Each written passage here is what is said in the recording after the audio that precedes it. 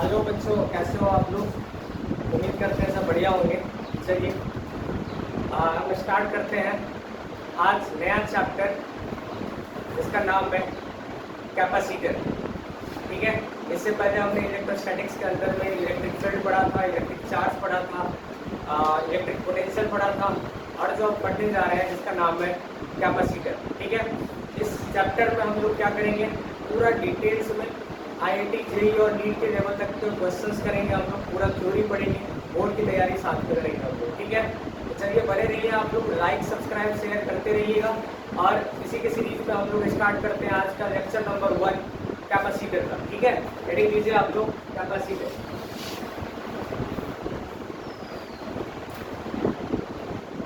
Capacitor सबसे पहले हम बात करते हैं कि इंट्रोडक्शन में इसका कि एक कैपेसिटर होता क्या है। What is capacitor? कैपेसिटर है क्या? कैपेसिटर का काम क्या है? देखिए जी, तो कैपेसिटर जो है, कैपेसिटर है क्या? कैपेसिटर जो है एक इलेक्ट्रिकल डिवाइस होता है, एक इलेक्ट्रिकल डिवाइस है जिसका काम होता है एनर्जी को स्टोर करना। क्या करना? एनर्जी को स्टोर करना। किसके फॉर्म में एनर्जी स्टोर करेगा? पोटेंशियल एनर्जी के फॉर्म में। तो क्या है? Capacitor is a electrical device which store the energy in the form of potential energy. इसके फॉर्म में, पोटेंशियल एनर्जी के फॉर्म में एनर्जी स्टोर करता है। ठीक है, इस बात को it is an electrical device which store energy in the form of potential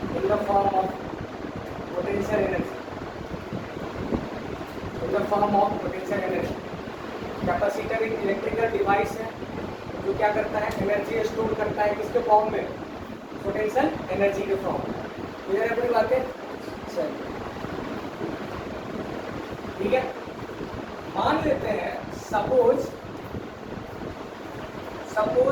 we have एक कंडक्टर। हमारे पास क्या है? ये कंडक्टर है हैविंग चार्ज Q। चार्ज क्या है? Q है। एंड इलेक्ट्रिक पोटेंशियल क्या है? V। इलेक्ट्रिक पोटेंशियल कितना है? V। माना कि आपके पास में एक कंडक्टर है और इस कंडक्टर पे चार्ज कितना है जी? Q चार्ज है, और इसका पोटेंशियल कितना है? V है। इस कंडक्टर पे जो पोटेंशियल जो है तब बढ़ेगा जब इस कंडक्टर का चार्ज बढ़ेगा। हम जानते हैं V इक्वल टू क्या होता है? Q/R। V इक्वल टू क्या होता है? Q/R। कंडक्टर का आपके पढ़े था ना, फॉर्मूला पढ़े थे पिछला चैप्टर में हम लोग। तो किसी भी कंडक्टर का पोटेंशियल तब इंक्रीज करेगा जब उस पर चार्ज बढ़ेगा। मतलब कि देखा जाए तो पोटेंशियल ऑफ द कंडक्टर जो होता है वो डायरेक्टली प्रोपोर्शनल होता है charge of the conductor and vice versa. इसका उल्टा भी सही है। तो बोला जाए यहाँ पे तो क्या बोल सकते हैं? Charge on the conductor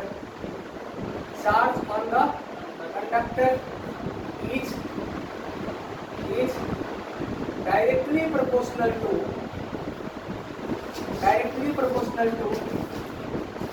electric potential.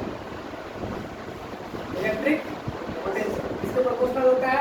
Electric potential के प्रोपोर्शनल होता है। आई बात समझ में?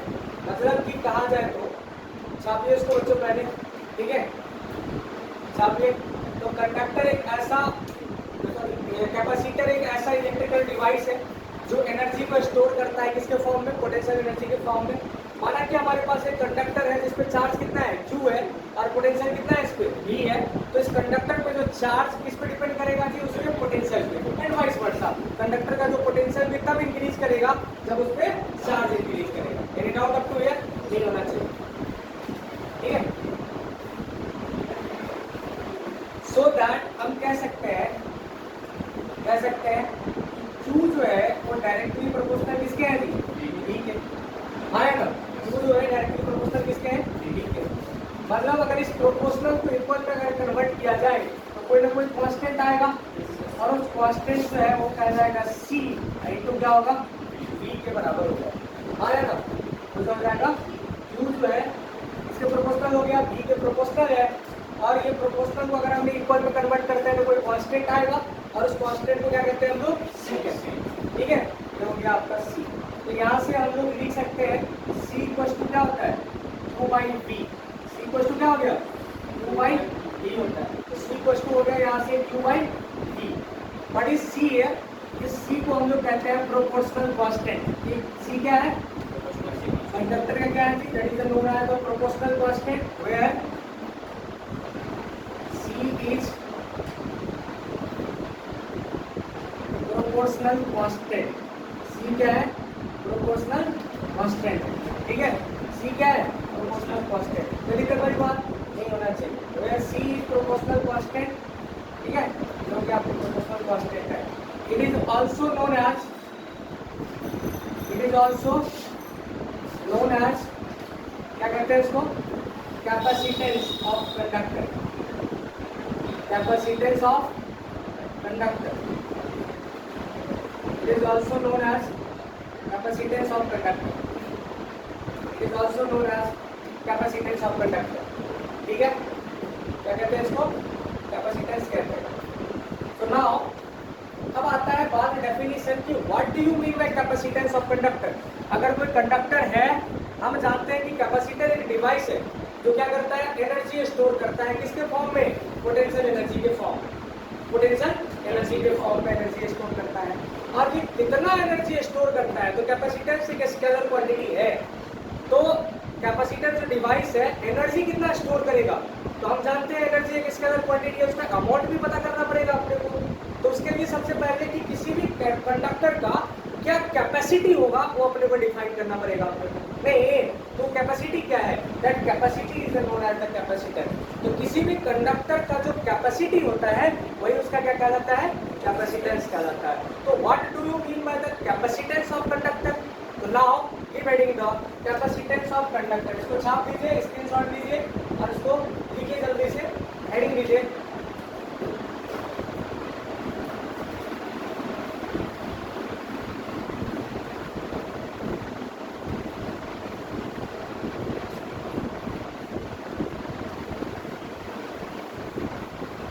हेडिंग लीजिए,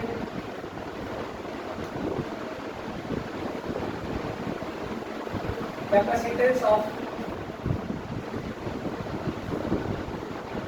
conductor, capacitance of conductor. What do you mean bye capacitance of conductor. Capacitance क्या है, कैपेसिटेंस क्या है।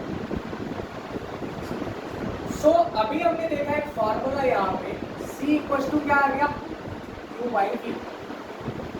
मतलब किसी भी कंडक्टर का कैपेसिटेंस क्या होगा, तो कैपेसिटेंस जो होगा किसी भी कंडक्टर का कि amount of charge required, amount of charge required to increase the potential of conductor known as capacitance. किसी भी कंडक्टर का जो चार्ज है उतना अमाउंट ऑफ चार्ज चाहिए जिससे कि कंडक्टर का पोटेंशियल क्या हो जाएगा, इंक्रीज हो जाएगा, उसी को हम लोग क्या कहते हैं, जो इसका कैपेसिटेंस कहते हैं। The amount of charge required to increase the potential of conductor known as capacitance. क्या कहते हैं उसको, कैपेसिटर। तो किसी भी कंडक्टर का पोटेंशियल को बढ़ाने के लिए, किसी भी कंडक्टर के पोटेंशियल को बढ़ाने के लिए जितना अमाउंट ऑफ चार्ज की रिक्वायरमेंट होगी उसी को हम लोग क्या कहते हैं जी, कैपेसिटेंस कहते हैं। लिखिए जी, डेफिनेशन लिखिए, लिखिए the amount of charge, the amount of charge required, the amount of charge required to increase the, amount of charge required to increase the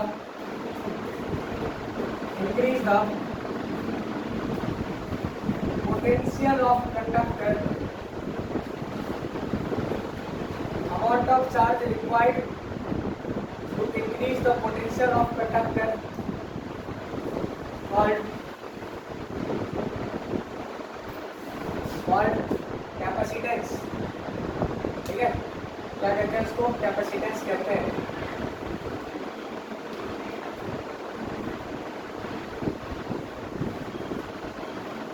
capacitance कहते हैं। चलेगा नहीं चलेगा? तो किसी भी कंडक्टर का पोटेंशियल को बढ़ाने के लिए जितना अमाउंट ऑफ चार्ज की रिक्वायरमेंट होगी उसको क्या कहते हैं? कैपेसिटेंस कहते हैं। ये राउंड अप टू है नहीं होने चाहिए। अब आता है इसका क्या एसआई यूनिट होगा, ठीक है? एसआई यूनिट क्या होगा? एसआई यूनिट क्या होगा? What is SI unit? SI unit जो हो जाएगा इसका, देखो ना, ये क्या है? चार्ज है। चार्ज का एसआई यूनिट क्या होता है? कूलम। ये हो गया। इसका क्या होता है? Volt. That is known as coulomb per volt. Coulomb per volt is known as, क्या कहते हैं इसको? फैराडे। क्या कहते हैं इसको? फैराडे कहते हैं इसको, फैराडे। ठीक है, फैराडे। कई बार ऐसा भी लिखा रहता है फैराड, FARAD, फैराड। ठीक है, फैराड, फैराड। ओके, तो C इक्वल क्या हो गया फॉर्मूला? Q by V। अगर आपको मान लो कभी Q निकालना है तो कैसे निकालोगे? Q बराबर क्या फॉर्मूला आ जाएगा? C into V। याद रहेगा ना? Q इक्वल क्या होगा? C into V। 10 बार इस फॉर्मूला का आप याद कर लीजिए। C equal to Q by V, C equal to Q by V, that is Q equal to C। Okay, ये बात को याद रखिएगा। ये हो गया आपका कैपेसिटेंस। ठीक है, तो किसी भी कंडक्टर के पोटेंशियल को बढ़ाने के लिए जितना अमाउंट ऑफ चार्ज की आवश्यकता होगी उसी को हम लोग क्या कहते हैं? इसको कैपेसिटेंस कहते हैं। ठीक है ना? इसको ठीक है ना? Very nice. ठीक है, देखिए इन फिजिक्स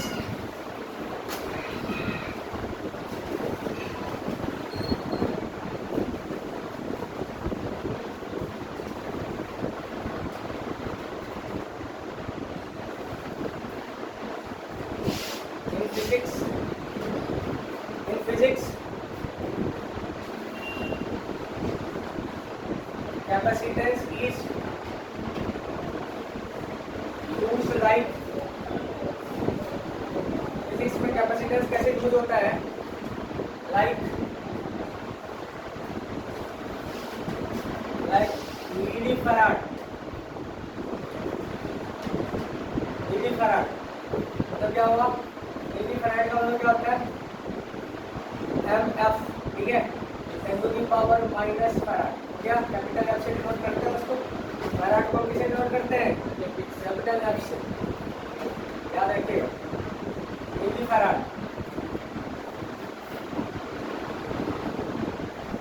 मिलीफैराड क्या होता है?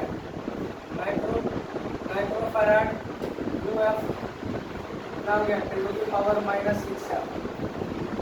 मिलीफैराड, माइक्रोफैराड, नैनोफैराड 10 के पावर माइनस 9 है।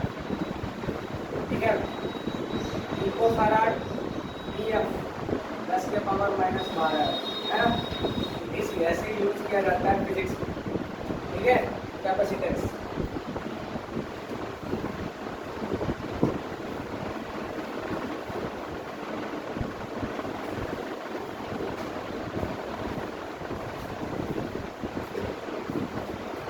Doubt up to here? देखिए, what is the dimension formula? Dimension formula of capacitance. Capacitance का डायमेंशन फार्मूला बताओ क्या होगा? सॉल्व करके बताइए। डायमेंशन फार्मूला बहुत बड़े हैं हम लोगों ने निकालिए तब तक।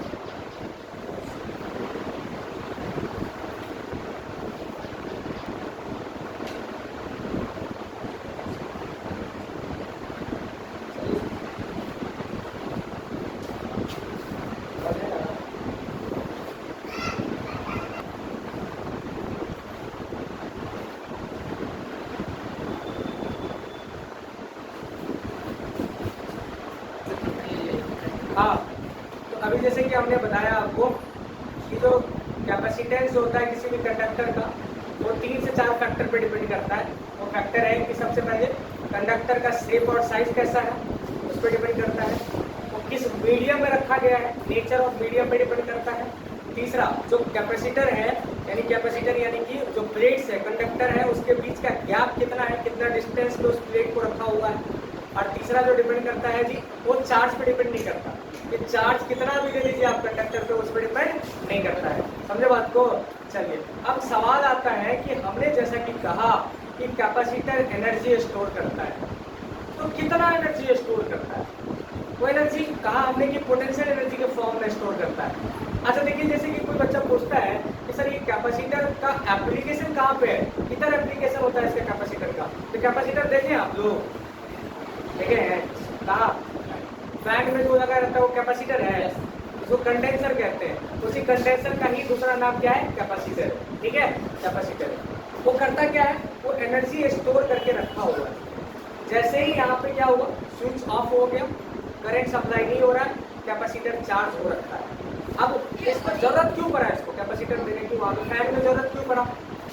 एक्चुअली क्या होता है, आप जब जनरेटर देखे होंगे आपने, जनरेटर में क्या होता है कि जनरेटर जब चलाते हैं तो जनरेटर का काम क्या है? वो मैकेनिकल एनर्जी को इलेक्ट्रिकल एनर्जी में कन्वर्ट करता है। तो मैकेनिकल एनर्जी को क्या किया उन्होंने, जैसे आपने हैंडल मारा, हैंडल मार के आपने उसको क्या कर दिया? मोमेंटम प्रोवाइड कर दिया।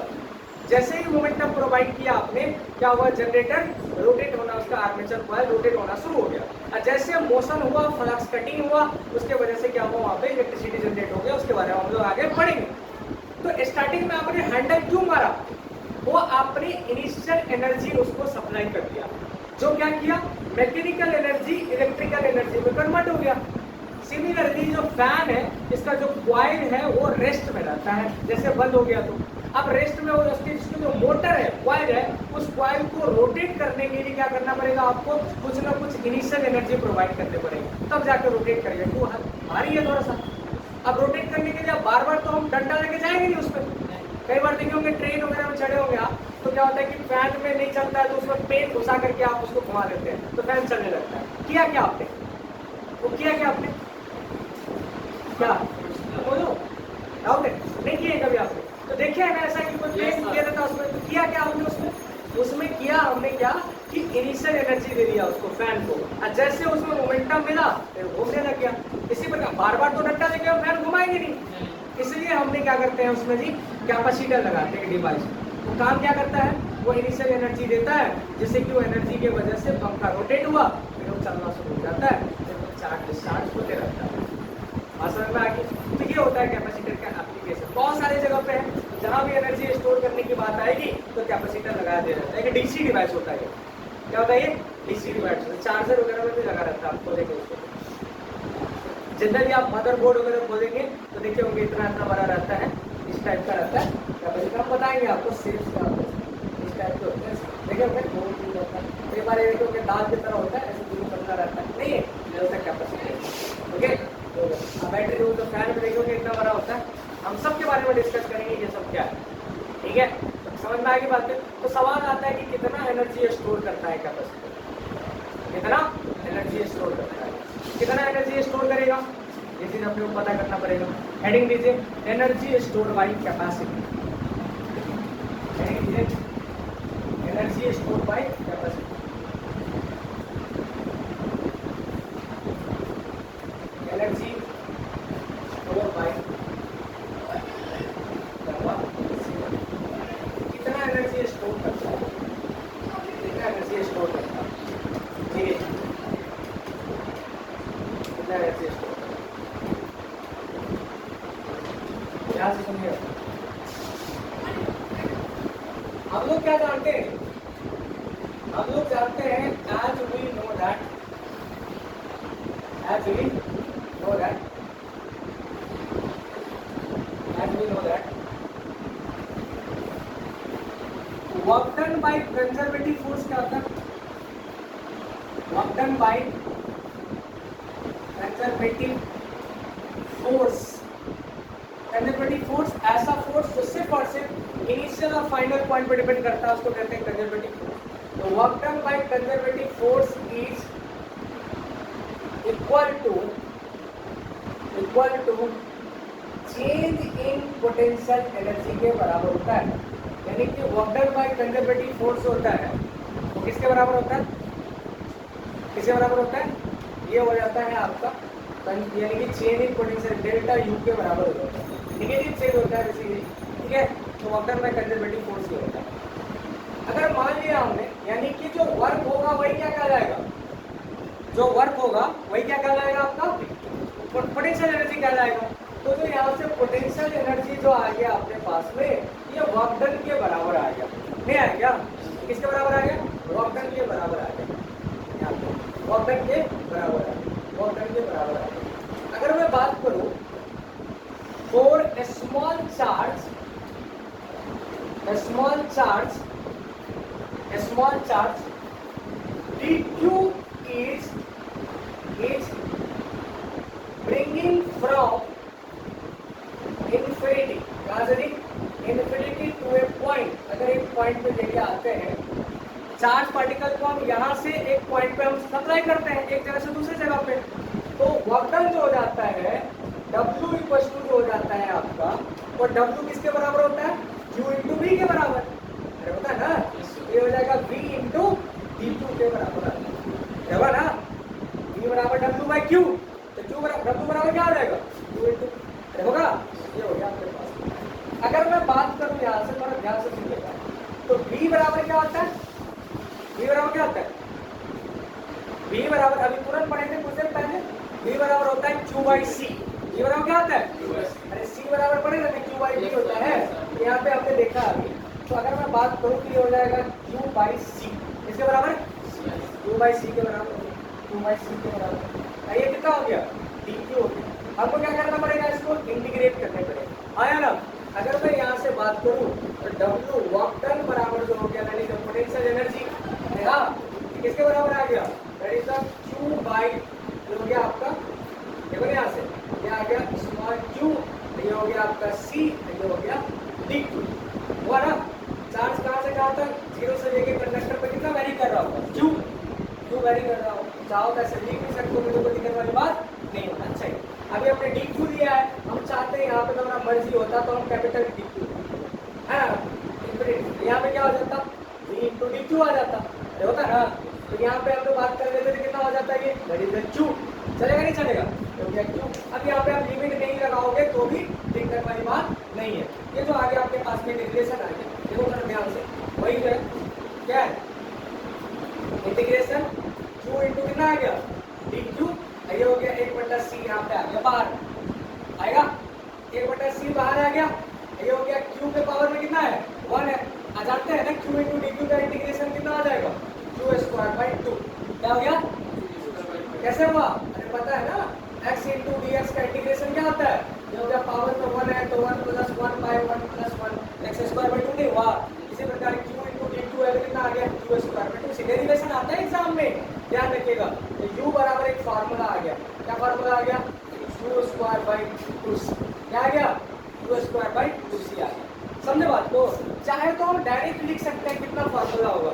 एनर्जी स्टोर बाय कैपेसिटर जो है, वो एनर्जी स्टोर बाय कैपेसिटर का जो फार्मूला होता है, ये फार्मूला कितना होगा? देखिए, एक फार्मूला हो गया हाफ cv स्क्वायर, एक फार्मूला आता है q स्क्वायर बाई 2c, एक फार्मूला आता है qb बाई 2। देखिए, यही सारे फार्मूला को हमने क्या कर दिया जी? डेराइव कर दिया। यहाँ पे हमने कहा कि हम जानते हैं कि work done by conservative force किसके बराबर होता है? चेंज इन पोटेंशियल एनर्जी के बराबर होता है। तो WC बराबर हो गया डेल्टा U, तो यहाँ से पोटेंशियल एनर्जी बराबर हो गया वर्क डन। अगर मैं स्मॉल चार्ज की बात करें तो dq चार्ज को कहाँ से ली? इंफिनिटी से एक पॉइंट पे लाने पे वर्क डन किसके बराबर हो जाएगा?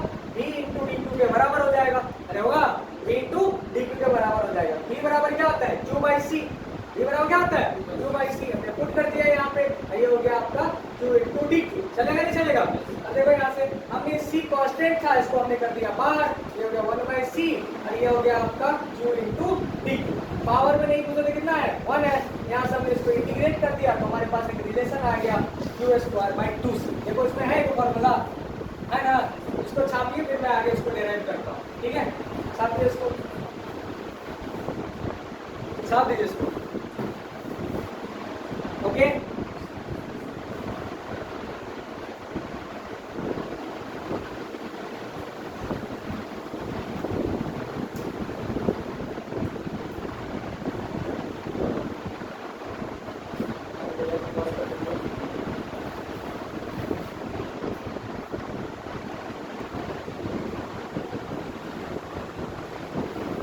हाँ देखो गाइस हमारे पास एक रिजल्ट आया है u बराबर u स्क्वायर में कितना है c के बराबर नहीं एक तो रिजल्ट हो गया फॉर्मूला नंबर ये आपका। अगर मैं इसी फॉर्मूला में क्या करूँ q की जगह पे क्या डाल दूँ c भी डाल दूँ तो q बराबर क्या होता है c भी होता है ना। ये हो गया आपका c स्क्वायर बाई कितना आ गया 2c आ गया। ये कितना आ गया c square b square by कितना हो गया 2c। देखो c से c क्या हो गया कट गया तो u बराबर एक और फार्मूला आ गया आपके पास हाफ सी बी स्क्वायर आया ना। मोस्ट वीवीआई फार्मूला ये 25 बार बोर्ड में पूछ चुका है मेरे ख्याल से। ठीक है बहुत इंपॉर्टेंट फार्मूला है। क्या हो गया u बराबर हाफ सी बी स्क्वायर। ठीक है हाफ सी बी स्क्वायर एक फार्मूला ये आ गया ऊपर। अच्छा वो बताइए यहाँ से सुनिएगा इसी फार्मूला को तीसरा वाला जो फार्मूला आपके पास आया है u बराबर हाफ सी बी स्क्वायर नहीं है क्या। अगर इसी फार्मूला को थोड़ा मैं और ऑपरेट करता हूँ तो हो गया हाफ ये सी इंटू बी स्क्वायर अगर दिया तो ये क्या हो जाएगा क्या हो जाएगा क्यों हो जाएगा क्यू बराबर सी बी तो हो गया हाफ इंटू बी आ गया। यानी कि एक फार्मूला और आ गया आपके पास क्यू बी बाई क्या फार्मूला आ गया। चेक करो तो ऊपर में जो सबसे ऊपर मैंने लिखा है तीन formula energy store by capacitor half C B square Q square by 2c है और क्यू बाई 2। डिपेंड करता है कौन सा डेटा दिया हुआ उस डेटा के बेसिस पे आप क्वेश्चन का आंसर करो आया ना। अरे चलेगा डिपेंड करता है कि कौन सा डेटा दिया हुआ है उस गिवन डेटा के अनुसार इसको क्या कर दो आप निकाल दो। ठीक है इसके बेसिस पे हम कल करेंगे क्वेश्चन। ठीक है चलिए इसी के साथ आप बच्चों नेक्स्ट क्लास में जुड़ेंगे। आप शेयर कीजिए लाइक सब्सक्राइब और एकदम कमेंट करके बताइए आपको कैसा लगा क्लास और आप शेयर कीजिए उसको। ठीक है चैनल को आगे बढ़ाइए। चलिए धन्यवाद।